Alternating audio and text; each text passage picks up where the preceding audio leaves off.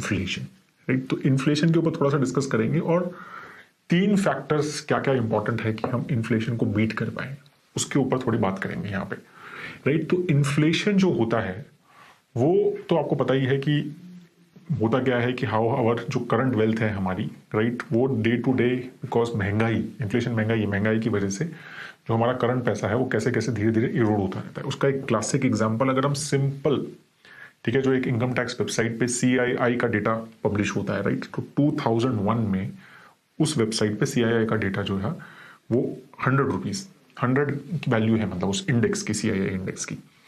अब जो है लेटेस्ट उसका जो नंबर आया है वो 331 आया है। तो इसका मतलब ये है कि लास्ट ऑलमोस्ट 21-22 ईयर्स में हमारा 100 रुपीज जो 2001 में था उसकी वैल्यू अभी सिर्फ 30 रुपीज के आसपास रह गई है।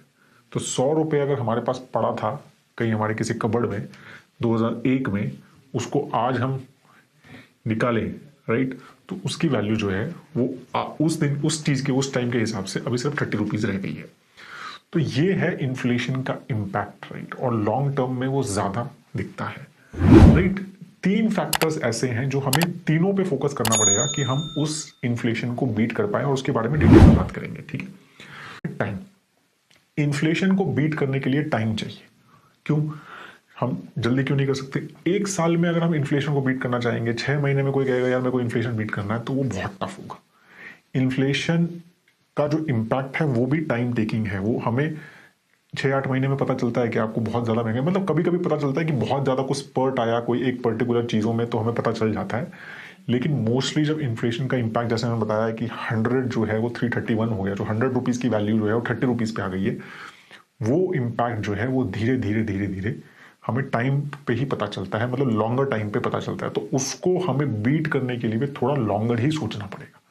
हम एक साल में इन्फ्लेशन बीट करना चाहेंगे इक्विटी मार्केट से या रियल एस्टेट मार्केट से या किसी भी एसेट क्लास से, तो दैट इज रॉन्ग, या क्रिप्टो एसेट क्लास से, तो दैट इज रॉन्ग, राइट। तो हमें उसके लिए समय देना पड़ेगा। तो टाइम, मतलब लॉन्गर टाइम होराइजन से ही आप इन्फ्लेशन को बीट कर सकते हैं। आप इन्फ्लेशन को शॉर्ट ड्यूरेशन में बीट नहीं कर सकते, ठीक है, मतलब बीट कर सकते हैं but that is a very risky, मतलब थॉट प्रोसेस कि हम एक साल में मैं भाई मेरे को 7-8% 9% के रिटर्न चाहिए, इन्फ्लेशन को बीट करना है मुझे, तो दैट इज 100% रॉन्ग, ठीक है। तो टाइम सबसे पहले जरूरी है कि हम जितना हम लॉन्गर टाइम होराइजन सोचेंगे उतना हम इन्फ्लेशन को बीट कर पाएंगे। ऐसा हमारा कॉर्पस, राइट, ये एक बहुत ही कॉमन फिनोमिना है, राइट, कि हम एक बहुत थोड़े से पैसे को इक्विटी में लगा देते हैं और हम सोचते हैं कि यार इसने हमारा 15% लिया है तो हमने इन्फ्लेशन बीट कर दिया। नहीं, आपको अपनी नेटवर्थ के हिसाब से सोचना है। अगर आपके पास 100 रुपीज है total, including all your asset classes, including your FDs, आपका सेविंग्स अकाउंट, आपका EPF, आपका PPF, राइट, आपका रियल एस्टेट एसेट क्लास जो इन्वेस्टमेंट है, तो सारी चीजें हमें मिला के अगर हमारे पास टोटल 100 रुपीज सपोज है, तो वो टोटल 100 रुपीज इन्फ्लेशन को बीट कर रहा है या नहीं कर रहा है, वो सबसे इंपॉर्टेंट। प्रॉब्लम क्या होती है कि हमारे पास होती 100 रुपीज की नेटवर्थ है, उसमें से हम 10 रुपए इक्विटी में डाल देते हैं, इंडेक्स फंड में डाल देते हैं, म्यूचुअल फंड में डाल देते हैं, स्टॉक्स में डाल देते हैं, और उसमें से हमें वो इन्फ्लेशन बीट कर देता है या नहीं करता, या फिर जो भी है उस पर पूरा फोकस कि ये इन्फ्लेशन बीट करे।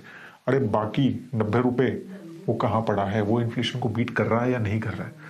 तो जब भी इन्फ्लेशन को बीट करना है तो return on net worth, right, उस पर फोकस कीजिए कि आपके टोटल नेटवर्थ कितनी है और वो पूरी इन्फ्लेशन को बीट कर रही है नहीं कर रही। तो total money should beat, then only आप जो है इन्फ्लेशन को बीट कर रहे हो, तभी आप उससे ज्यादा ग्रो कर पा रहे हो, अदरवाइज नहीं। तो वो मनी जो है ना, वो फोकस बहुत जरूरी है।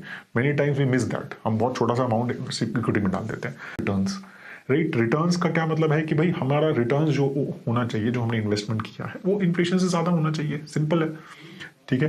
अब वो कैसे होगा, तो हमारा एसेट क्लासेस, हमारा एसेट एलोकेशन, हमारा राइट एसेट एलोकेशन की हमने सही एसेट क्लास में इन्वेस्ट किया है, हमने अच्छे एसेट्स में इन्वेस्ट किया है, हमारा रिस्क रिटर्न प्रोफाइल सही है, राइट, हम लॉन्गर टर्म होराइजन देख रहे हैं तो हम उस हिसाब से उसको इन्वेस्टमेंट कर रहे हैं, तो वो बहुत इंपॉर्टेंट है, राइट। तभी हमारा रिटर्न जो होगा वो इन्फ्लेशन से ज्यादा होगा। अगर हमने नेटवर्थ पे, राइट, हमारा इक्विटी एलोकेशन सिर्फ जैसे मैंने बोला 25% है, 20% है, 15% है, राइट, और बाकी गोल्ड में है पैसा, रियल एस्टेट में है, ये है वो है, तो फिर हम कैसे उसको बीट करेंगे? हमारा return overall is less, right, क्योंकि हमने एसेट एलोकेशन ही गलत किया है, राइट। तो ओवरऑल ऐसे एसेट्स में जो हमें लॉन्गर होराइजन में इन्फ्लेशन को बीट कर पाए, ऐसे एसेट क्लासेस में इन्वेस्ट करना, ताकि हमारे रिटर्न्स इन्फ्लेशन से ज़्यादा हो। तो अगर अभी हम एक 7% इन्फ्लेशन मान के चल रहे हैं सपोज, तो हमारा ऐसा एसेट ओवरऑल नेटवर्थ का एटलीस्ट ये होना चाहिए कि 7% से ऊपर तो रिटर्न आए 100 रुपये पे, राइट। तो वो टारगेट हमारा होना चाहिए कि एटलीस्ट 7 तो मतलब मिनिमम आए,